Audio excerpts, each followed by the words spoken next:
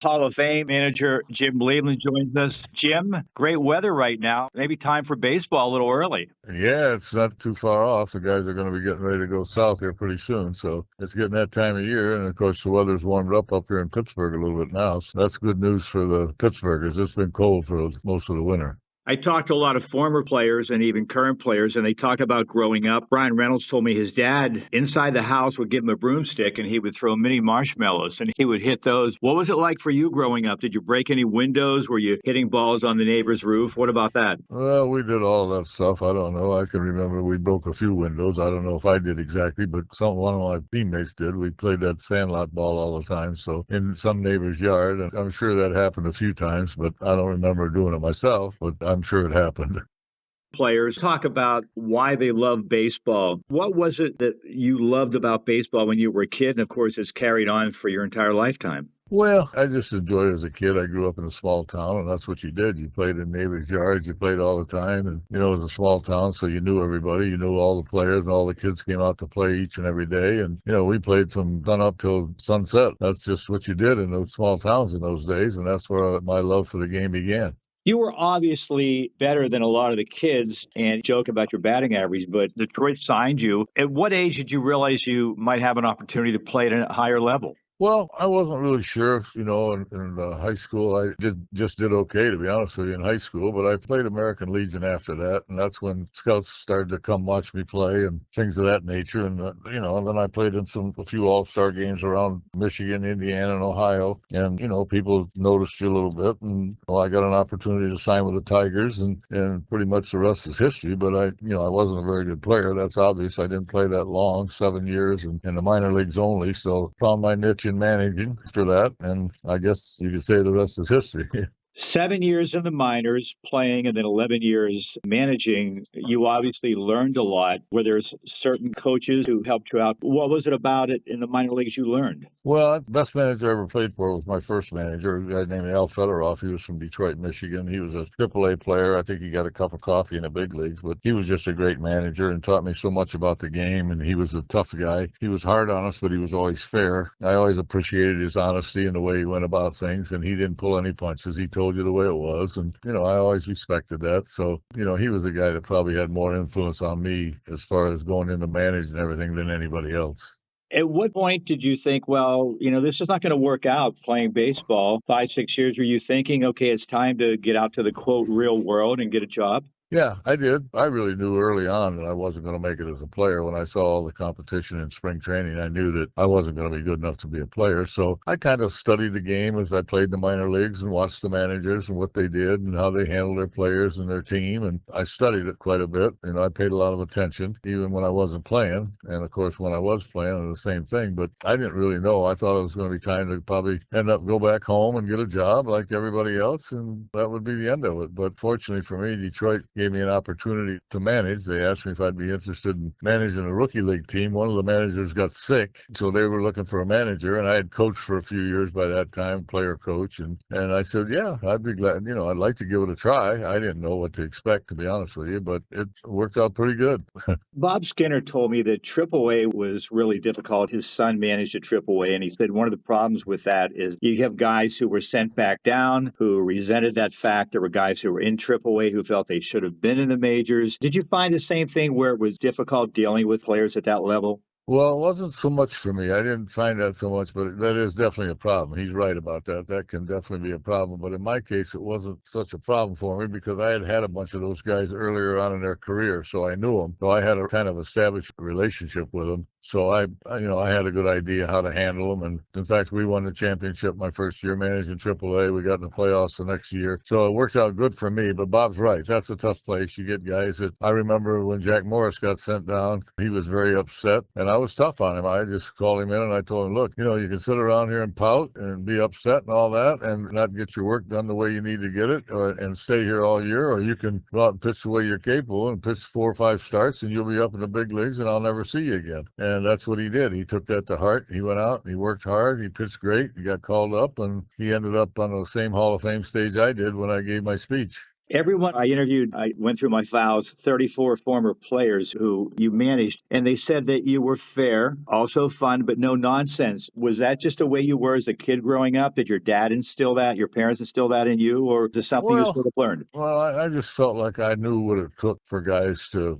Your job as a minor league manager is to get the guys to get the best out of their ability and to take their career as far as you can. That's your job. So it wasn't that I was tough on them, but I was honest with them, and I told them. I mean, this is a lot of people use the expression, "Oh, these guys they play hard, they really play hard," and everybody gets carried away with that. But the fact of the matter is, in the big leagues, you got to play good. If you want to be a regular player in the big leagues, you got to play good. You can't just play hard. You got to produce and you got to play good. And I tried to instill that in all my players. They know what they have to do. And, I think the guys that know that they're not going to make it, they may have a tendency to not put as much into it as somebody else. And the ones that were talented enough got to the big leagues. Bob Walk told me that you tried every day to talk to each player. Where did you learn that? I think that's very important to be involved with the human side with them and let them know that you care about them and you are interested in how they're doing, how their family's doing, if there's any issues that maybe you can help them with or need to help them with. So that was just common sense for me. When the Pirates hired you, people said, Jim who? What was your feeling when you were first hired? Well, I was excited about it. I mean, everybody said to me,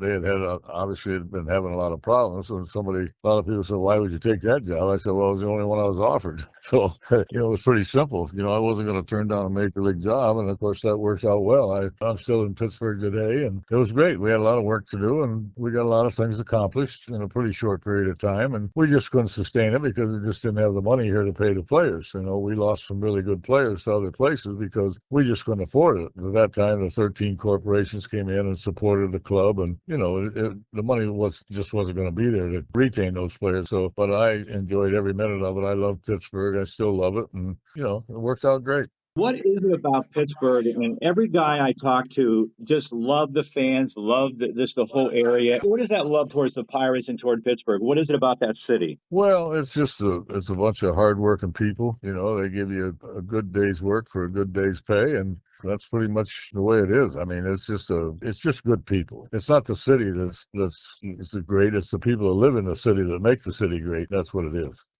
If we fast forward to the Hall of Fame, and can you explain what happened? You were nervous. How did that all happen? Well, they were supposed to call between a certain time, and it was getting late. That time it was about past, so I didn't think that I got in. I just went up and kind of laid down and was getting my thoughts together a little bit. And I no more than laid down, and I got a call, and it was from the Hall of Fame. And my wife and my son and my daughter walked up the stairs, and I was on the phone. And they told me, Jim, welcome to the Hall of Fame. So I gave them the thumbs up, and it was awful exciting, I can tell you that.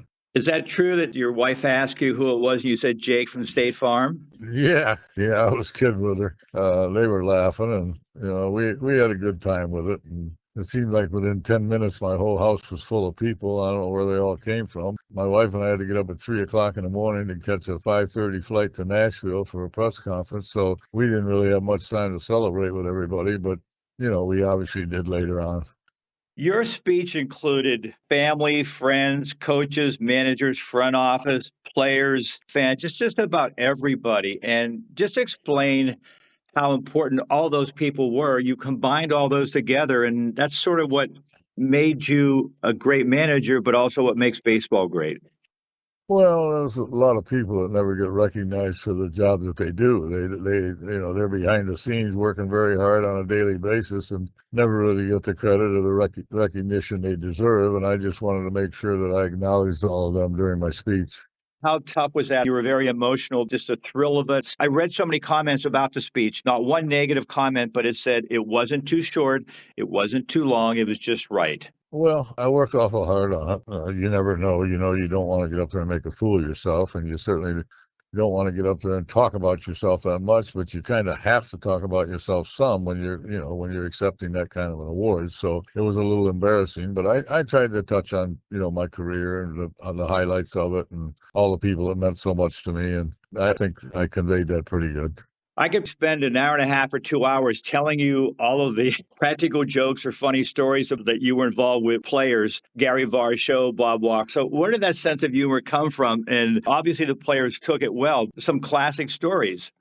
Well, you try to keep it light. It's hard for the players to play. It's a tough game to play. A lot of pressure on them. You try to keep them loosey-goosey if you could, and still serious, but you just want to let them know the human side of you, and get to know the human side of them a little bit. And I think stuff like that is really important. You want the players to be able to relax and perform. They perform much better when they're relaxed. And I think the big key for any players is a combination of relaxation and concentration. You can't have one without the other. You can relax, but if you can't concentrate, it's no good. And you can concentrate, but you can't relax, it's no good. So I tried to find that combination of relaxation and concentration.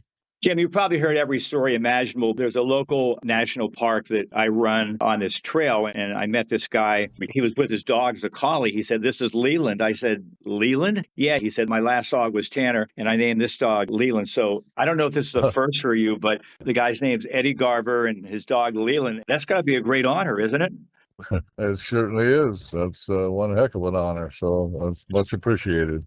Great talking to you. Okay. Congratulations on the Hall of Fame. I love baseball. You love baseball too, and can't wait to have pitchers and catchers report, Jim. All right. Well, thank you very much for having me. Thanks a lot, Jim.